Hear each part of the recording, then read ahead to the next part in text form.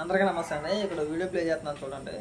పిన్నెల రామకృష్ణారెడ్డి మాచర్ల నియోజకవర్గం పాల్వాగేట్ దగ్గర ఉన్న పోలింగ్ కేంద్రంలోకి వెళ్ళి అక్కడ ప్రశాంతంగా జరుగుతుంది పోలింగ్. ఆ పోలింగ్ కేంద్రంలోకి వెళ్ళి అక్కడ ఉన్న ఈవీఎంలను పగలగొట్టేసి మళ్ళీ ఏం చేస్తారంటే ప్రెస్ మీట్లు పెట్టి మళ్ళీ తెలుగుదేశం నాయకులకి మళ్ళీ ప్రజలకి పాఠాలు చెప్తారు. మళ్ళీ మేము శుద్ధపోసలమే, మేము అమాయకులమే, మాకు ఏమీ తెలియదు, తెలుగుదేశం వాళ్ళు దాడులు తెగబడ్డారు మా పైన, చేసే అరాచకాలు మొత్తం వీళ్ళే, దౌర్జన్యాలు వీళ్ళే చేస్తారు, అరాచకాలు వీళ్ళే చేస్తారు.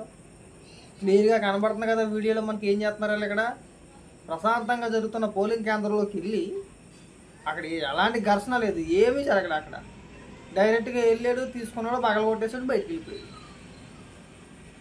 వీళ్ళు 4 సార్లు ఎలా గెలిచాడంటే ఇలాగే బెదిరించి భయపెట్టి కొట్టి, పైగా వీళ్ళ నాయకులు వచ్చి ఏం చెప్తారు ఇక్కడ, బాబో మరి సత్యహరిశ్చంద్రులు వీళ్ళంతా కూడా అసలు గొడవలకు అసలు పోనే పోరు. అసలు గొడవలు అంటే ఎంత భయమో వీళ్ళకి, ఆ రేంజ్ కలరింగ్ ఇస్తూ ఉంటారు ఇక్కడ. నిన్నమాట దాకా మనం చూసాం కదా, అంబటి రాంబాబు కానీ, పేరు నాని కానీ, ఇంకా కొంతమంది వైసీపీ నాయకులు కావచ్చు, వీళ్ళంతా ప్రెస్ మీట్ పెట్టి మరి శుద్ధపోసలా మాట్లాడడం. వీళ్ళు మళ్ళీ రీపోలింగ్ జరగాలి, దాడులు జరిగినాయి, ఇప్పుడు దీనికి సమాధానం చెప్పండి. ఎవడొస్తాడో, ఎవడొచ్చి మాట్లాడతాడు, మేము కూడా చూస్తాం, ఎవరు సమాధానం చెప్తాడో. కడుపుగా గడ్డ తినేది పిన్నెల రామకృష్ణారెడ్డి. మరి అంత ఘోరం, అంత దౌర్జన్యమా? అంటే ఓటమి భయం మాట. ఈసారి ఖచ్చితంగా ఓడిపోతున్నాం మనం, ఓటమి భయం పట్టేసుకుంది. ఖచ్చితంగా ఈసారి మనం ఇంటికి పంపిస్తారనే భయంతోనే కదా ఇవన్నీ కూడా. అంటే ప్రజల అమాయకులా? పైగా నిన్న మొన్న సాక్షిలో అనుకోండి, ఈరోజు కూడా నేను దేనికన్నా సిద్ధమే, నువ్వు సిద్ధమా, చేసే రాజకాలు అన్నీ చేస్తానే ఉంటాడు. మరి పెద్ద పెద్ద మాటలు, పెద్ద పెద్ద మొదటి మాటలు,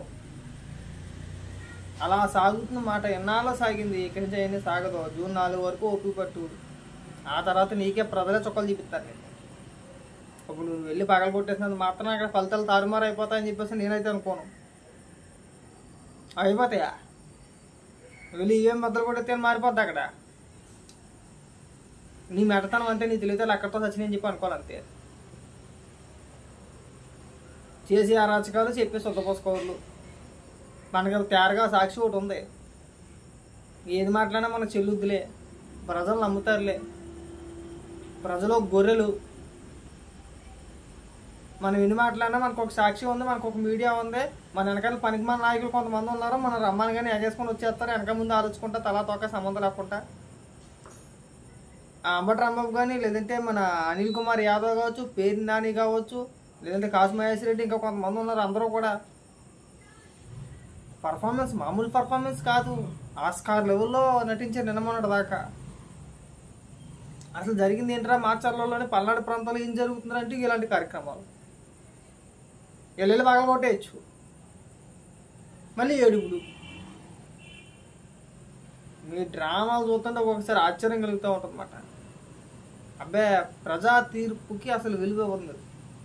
ఎంతసేపు దౌర్జన్యం చేయాలి, భయపెట్టాలి, మళ్ళీ మనమే అధికారంలో ఉండాలి. మన అధికారంలో లేకపోతే మనం బతకలేము. ఇక్కడ మన ఊళ్ళో కూడా ఉండే పరిస్థితి ఉండదు. ఇప్పుడైనా అంతే.